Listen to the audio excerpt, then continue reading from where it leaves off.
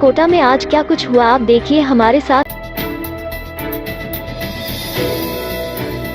कोटा विकास प्राधिकरण की ओर से हर गुरुवार को की जाने वाली जनसुनवाई के दूसरे गुरुवार को करीब 2 घंटे चली जनसुनवाई में 113 प्रकरण सामने आए। कोटा विकास प्राधिकरण के आयुक्त हरफूल सिंह यादव की अध्यक्षता में प्राधिकरण के कार्यालय में आयोजित जनसुनवाई में नाम ट्रांसफर, विक्रय स्वीकृति, भवन निर्माण स्वीकृति व नगरीय कर संबंधी अतिक्रमण, अवैध निर्माण, कॉलोनी में सड़क मरम्मत, रोड लाइट व अन्य मूलभूत सुविधाओं से जुड़ी समस्याएं आए। आयुक्त यादव ने सभी परिवारों की समस्याओं को ध्यान से सुना और मौके पर ही मौजूद अधिकारियों से उन समस्याओं के समाधान के बारे में विचार विमर्श किया। परिवारों के सामने ही अधिकारियों से जवाब लिया और उन प्रकरणों के संबंध में कार्रवाई करने को कहा। आयुक्त यादव ने बताया कि दूसरी जनसुनवाई में 113 प्रकरण प्राप्त हुए हैं। इस जनसुनवाई का मकसद यहां आने वाले प्रत्येक परिवादी को समस्या से निजात दिलाना है और यदि समस्या का समाधान तुरंत नहीं हो सकता है तो उसे संतोषप्रद जवाब देना है, जिससे परिवारी की समस्या का निस्तारण हो सके। उन्होंने कहा कि प्रत्येक गुरुवार को जनसुनवाई की जाएगी। इस दौरान कोटा विकास प्राधिकरण के सचिव कुशल कोठारी, उपायुक्त, निदेशक, सलाहकार, तहसीलदार सहित अन्य शाखों के अधिकारी व कार्मिक भी उपस्थित रहे।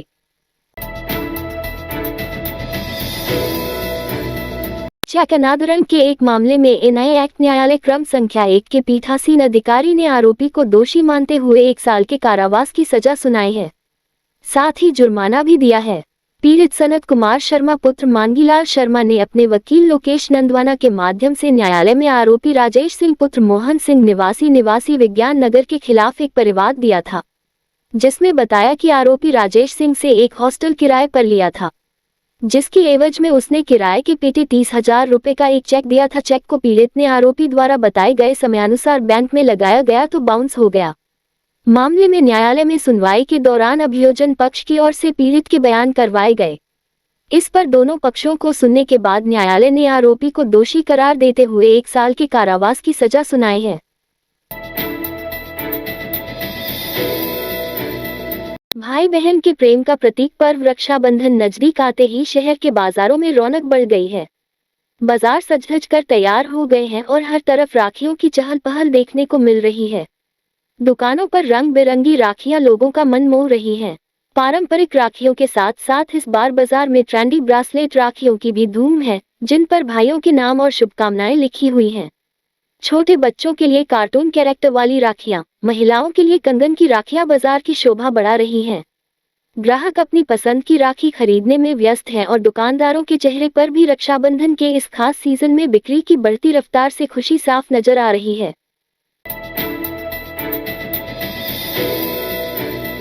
शासन सचिवालय में गुरुवार को अति पिछड़ा वर्ग एवं गुर्जर समाज की विभिन्न मांगों पर चर्चा के लिए कैबिनेट समिति की तीसरी बैठक आयोजित की गई।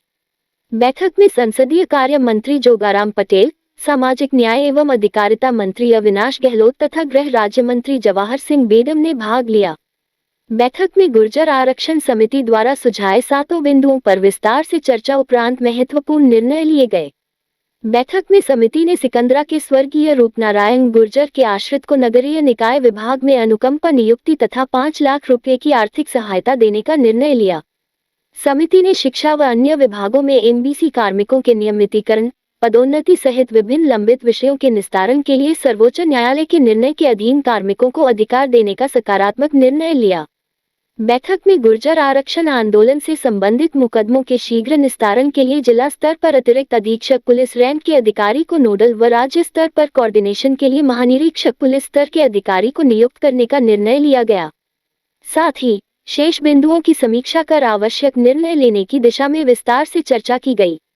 बैठक में अतिरिक्त मुख्य सचिव सामाजिक न्याय एवं अधिकारिता विभाग अपर्णा अरोरा, कार्मिक विभाग शासन सचिव डॉक्टर कृष्णकांत पाठक, निदेशक एवं संयुक्त शासन सचिव सामाजिक न्याय एवं अधिकारिता विभाग आशीष मोदी सहित संबंधित विभागों के अधिकारी उपस्थित रहे।